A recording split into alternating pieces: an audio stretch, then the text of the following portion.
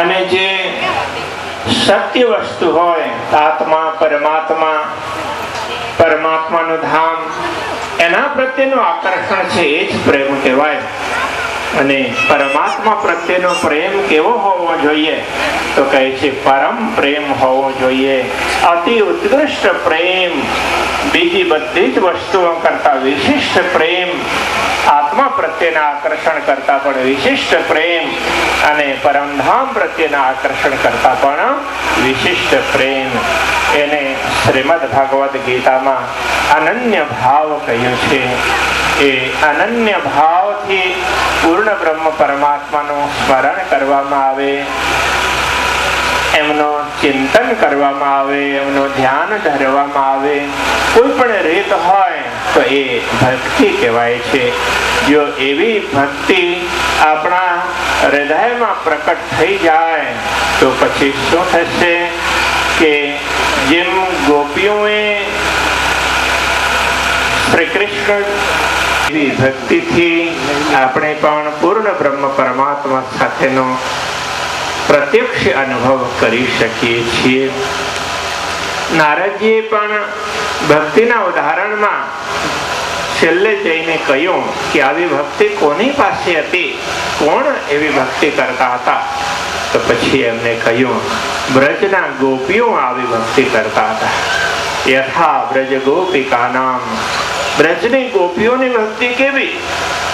તો મહામતી શ્રી પ્રાજ્ઞાજીએ કહ્યું, સદગુરુ શ્રી દેવચંદ્રજી મહારાજે બ્રજની અને રાસની ભાવનાને, બ્રજ અને રાસના પ્રેમને આ દુનિયામાં પ્રકટ કરીને બતાવ્યું છે. પ્રેમ સેવા વાલે પ્રગટ કીધી, બ્રજ તણી આ વાર. તો બ્રજનો ભાવ એટલે કેવો? તો એનો ખુલાસો કરતા મહામતી શ્રી પ્રાજ્ઞાજીએ કહ્યું, જેમ શ્રી કૃષ્ણજીએ વૃંદાવનમાં જઈને વંશી વગાડી તો તે સમયમાં બ્રજના ગોપીઓને વંશીનો નાદ સંભળાયો તો ત્યારે એમને લાગ્યું કે શ્રી કૃષ્ણ મને બોલાવી રહ્યા છે, મારું નામ લઈને બોલાવે છે. ત્યારે એમને આખી દુનિયા ક્યાંય જ દેખાય નહીં, કુટુંબ પરિવાર બીજું કાંઈ પણ દેખાયું નહીં, અને સીધા બધું જ મૂકીને વંશી જ્યાં જે બાજુથી સંભળાય છે વંશીનો નાદ, એ બાજુ ત્યાં દોડીને પહોંચી જાય છે. કોઈ શરીર છોડીને પહોંચે છે, કોઈ શરીર સાથે પહોંચે છે, પણ કે એમને બીજો કોઈ ભાવ ત્યારે રહ્યો નહીં. દુનિયાનો આખો ભાવ ત્યાંનો ત્યાં સમાપ્ત થઈ જાય છે અને માત્ર શ્રી કૃષ્ણ પ્રત્યેનો ભાવ છે. એટલે શ્રી પ્રાજ્ઞાજી કહે છે, એણે પગલે આપણ ચાલીએ, પગલા એરે પરમાણ સુંદર સાથજી. અરે સુંદર સાથજી, આપણો પણ એ જ માર્ગ છે, એ પ્રેમનો માર્ગ છે. તો એ પ્રેમના માર્ગ થકી આપણે આગળ વધીશું તો ચોક્કસ આપણે આ શરીરમાં રહેતા રહેતા આ જીવનમાં પણ પૂર્ણ બ્રહ્મ પરમાત્માનો અનુભવ કરીશું. એટલે જ્ઞાન અને ભક્તિ એ બંને પૂર્ણ બ્રહ્મ પરમાત્માની અનુભૂતિ માટે છે. પણ જેને જ્ઞાન પ્રત્યે વધારે રુચિ હોય, માણસનો સ્વભાવ હોય છે, કોઈને જાણવામાં વધારે રસ હોય છે, તો એ જ્ઞાનને આગળ કરીને ભક્તિ એની સાથે સાથે ચાલે તો ત્યારે એ પરમાત્માને જાણી શકે. શરીર છૂટે ત્યારે પરમાત્માને પામી શકે છે. અને કેટલાક લોકોને એમ હોય કે બહુ જાણવામાં એટલો રસ ના હોય, તો એના કરતા તો એને સીધું માનવાનું હોય, અનુભવ કરવાનો હોય, તેમનો ભાવ થોડોક વધારે તીવ્ર હોય, તો એવી વ્યક્તિઓ એમનો ભાવ જ્યારે તીવ્ર હોય તો એ પ્રેમના માર્ગથી પરમાત્માને પામી શકે અને આ જ જીવનમાં પૂર્ણ બ્રહ્મ પરમાત્માનો અનુભવ થઈ શકે. મહામતી શ્રી પ્રાજ્ઞાજી કહે છે કે તહીં બેઠે ઘર જાગે ધામ, પૂર્ણ મનોરથ હુએ સબ કામ. કરે સુંદર સાથજી, જો તમે જાગૃત થશો તો તમે અહીં બેઠા બેઠા પરમધામનો અનુભવ કરી શકશો. એમને જ્ઞાન અને ભક્તિને બંનેને એક સાથે રાખવાની વાત કરી. કોઈ પણ હોય, જ્ઞાનની પણ જરૂરત હોય છે જાણવા માટે અને ભક્તિની પણ જરૂરત હોય છે. કોઈને નીચું ઊંચું માનવાનું હોતું નથી. માણસનો સ્વભાવ હોય છે, રુચિ હોય છે. પ્રકૃતિએ એમને શરીર આપ્યું છે, ગુણ અંગ ઇન્દ્રિયો આપ્યા છે. જન્મ જન્માંતરના સંસ્કારો સાથે લઈને મનુષ્યના જીવનમાં આવ્યા હોય તો કેટલીક બાબતો હોય છે એના લીધે એમને યા તો જ્ઞાન પ્રત્યે રુચિ હોય યા ભક્તિ પ્રત્યે રુચિ હોય. બે રુચિ હોઈ શકે છે. શ્રી કૃષ્ણજી શ્રીમદ ભગવદ ગીતામાં પણ બહુ સરસ વાત કરી. કહે છે યત સાંખ્યૈ પ્રાપ્યતે સ્થાનમ તદ યોગૈરપી ગમ્યતે એકમ સાંખ્યમ ચ યોગમ ચ યપશ્યતિ સપશ્યતિ. કે જે પરમાત્માને જે જ્ઞાનના માધ્યમથી જાણી શકાય છે એ પરમાત્માને પ્રેમના માધ્યમથી પણ જાણી શકાય છે. અહીં જ્ઞાનને સાંખ્ય તરીકે કહ્યું અને પ્રેમને યોગ તરીકે કહ્યું છે. અને બે માર્ગ અલગ અલગ નથી.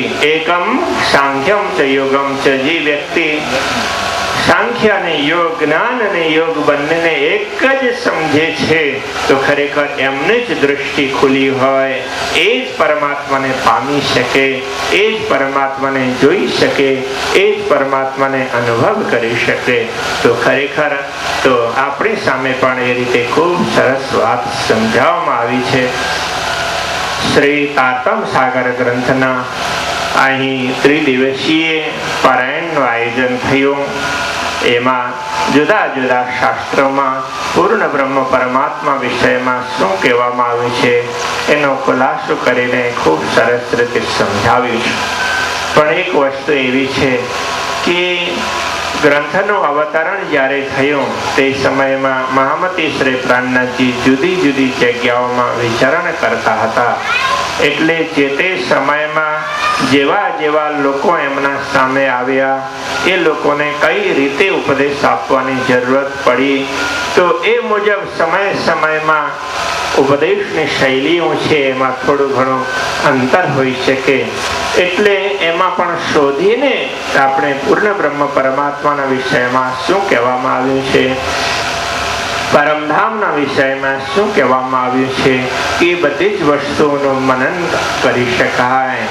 તો એમ તો પૂર્ણ બ્રહ્મ પરમાત્માના ધામની બાબતમાં જેટલું વર્ણન મહામતી શ્રી પ્રાણનાથજીના મુખારવિંદથી થયેલ છે એટલું વર્ણન દુનિયામાં કોઈ પણ ધર્મ ગ્રંથમાં નથી. દરેક ધર્મ ગ્રંથોમાં વર્ણન થયું છે પણ આથી સંક્ષિપ્ત રૂપમાં થયું છે કે જ્યારે શ્રી તારતમ સાગર ગ્રંથમાં ખૂબ વિશદ રીતે બતાવ્યું છે પૂર્ણ બ્રહ્મ પરમાત્માનું ધામ કેવું છે, ત્યાંની લીલાઓ કેવી છે, ત્યાંના મહલ મંદિરો કેવા છે, વિભિન્ન પ્રકારના દ્રશ્યો કે એનું ખૂબ વિસ્તૃત રીતે વર્ણન કરવામાં આવ્યું છે. અને કહેવામાં આવે છે કે આપણું ધ્યાન છે કે જો એ પરમધામના એક એક દ્રશ્યો બાજુ જાય, મનની વૃત્તિઓ એ બાજુ દોડવા લાગે, ચિત્તની વૃત્તિઓ એ પરમધામ પ્રત્યે પૂર્ણ બ્રહ્મ પરમાત્માના સ્વરૂપ પ્રત્યે ચોંટાઈ જાય તો શું થશે કે આપણે ભલે ના દુનિયામાં ગમે તે કાર્યો કરતા હોઈએ, દુનિયાના વ્યવહારમાં કરવા જેવા સારા કાર્યો કોઈ પણ કરતા હોઈશું ત્યારે પણ આપણું ધ્યાન છે હંમેશા શ્રી રાજ્યના ચરણોમાં રહે છે.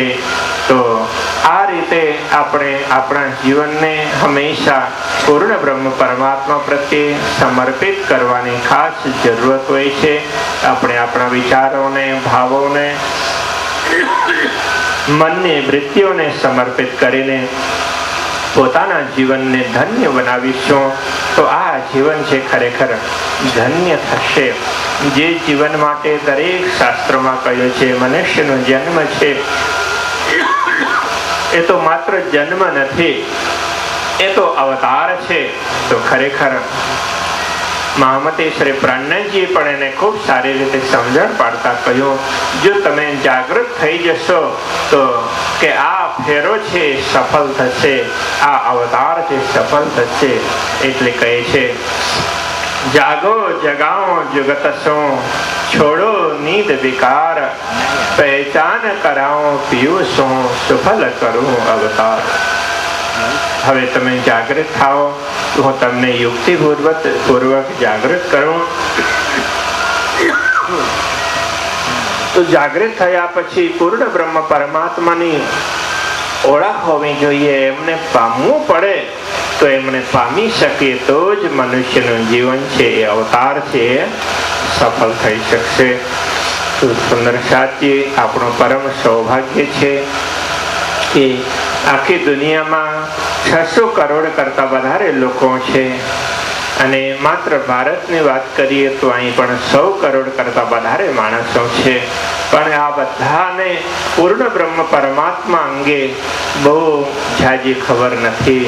ખબર હોય થોડા ઘણાને તો પણ એમને કઈ રીતે પામી શકાય, તો આ જીવનનું લક્ષ્ય શું છે એ અંગે બહુ તસ્દી લેવા માટે વિચાર નથી કરતા હોતા। તો જ્યારે આપણે એવી પરંપરામાં છીએ કે જ્યાં પૂર્ણ બ્રહ્મ પરમાત્મા કોણ છે, એમનું સ્વરૂપ કેવું છે, એમનું ધામ કેવું છે, એમની લીલાઓ કેવી છે, એ બધી બાબતમાં ખૂબ સારી રીતે અને ખૂબ સ્પષ્ટપણે સમજણ આપવામાં આવી છે। તો આ શ્રી કૃષ્ણ પ્રણામી ધર્મની અધ્યાત્મની પરંપરા છે, તો એ પરંપરા ઉપર આપણે જરાક પણ ધ્યાન રાખીએ અને એ જ્ઞાન ઉપર ભક્તિ ઉપર મનન ચિંતન કરીએ તો આપણું જીવન સફળ થશે, આ અવતાર સફળ થશે। આપ સૌ 3 દિવસથી અહીં ભેગા થયા, બહુ સારો સરસ મજાનો કાર્યક્રમ અહીં સંપન્ન થયો। જોકે ગઈકાલે જ અમારે અહીં આવવાનું હતું પણ ગઈકાલે આવી શકાયું નહીં, છતાં મેં અહીં આવ્યા પછી જાણ્યા પછી મને આનંદ થયો કે કાર્યક્રમ તો ખૂબ સારી રીતે સંપન્ન થયો છે।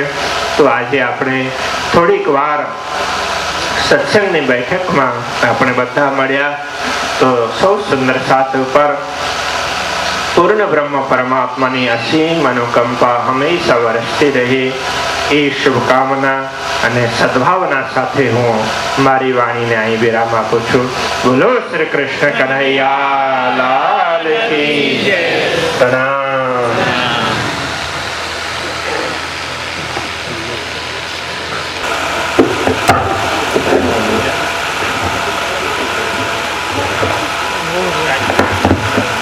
बोल श्री प्राणनाथ प्यारे की जय। बोल श्री कृष्णमणि जी महाराज ની જય। આપણે આપણા અગાઉના કાર્યક્રમ પ્રમાણે ગઈકાલથી ઘરે ઘરે પધરામણીનો કાર્યક્રમ હતો, પરંતુ આ કાર્યક્રમમાં ફેરફાર થયેલ છે, તમે બધા જાણો છો। તો આજે આ પારાયણ સંપૂર્ણ રીતે પૂર્ણ થયેલ છે, તો હવે આપણે જે પધરામણીનો કાર્યક્રમ હતો એને બદલે હવે અહીં પૂજ્યપાદ મહારાજ શ્રી કૃષ્ણમણિ મહારાજની બેઠી પધરામણી એટલે કે બેઠી સેવા લેવાની છે। તો અમે અહીંથી નામ બોલતા જાય એ પ્રમાણે ઘરના દરેક સભ્યો એક સાથે, અને કદાચ એકાદ સભ્ય ન હોય તો ચાલશે, પણ એ ઘરના જે અહીંયા હાજર હોય એટલા સભ્યો એક સાથે આવી જાય અને મહારાજને દંડવત કરીને બેઠી સેવા લઈએ। બોલ શ્રી પ્રાણનાથ પ્યારે કી જય।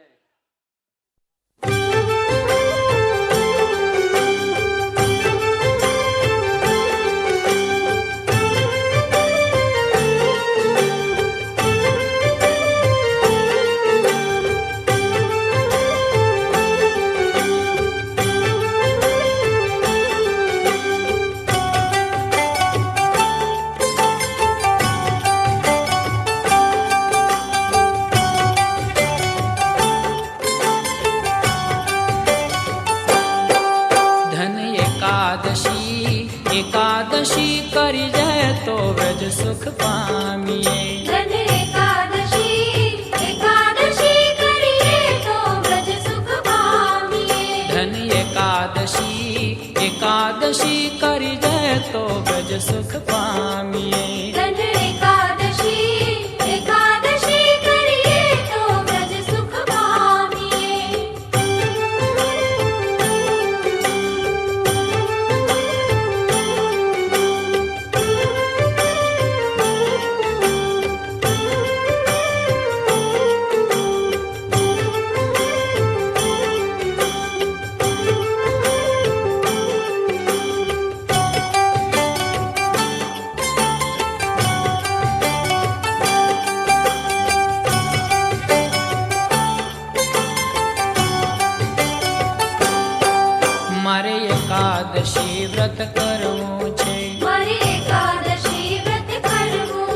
મારે ધ્યાન હરિનો ધરવું છે મારે ધ્યાન હરિનું ધરવું છે એ મારે વ્રજભૂમિમાં વસવું છે મારે વ્રજભૂમિમાં વસવું છે ધની એકાદશી કરી દે તો વ્રજ સુખ પામીએ ધન એકાદશી કરીએ તો વ્રજ સુખ પામીએ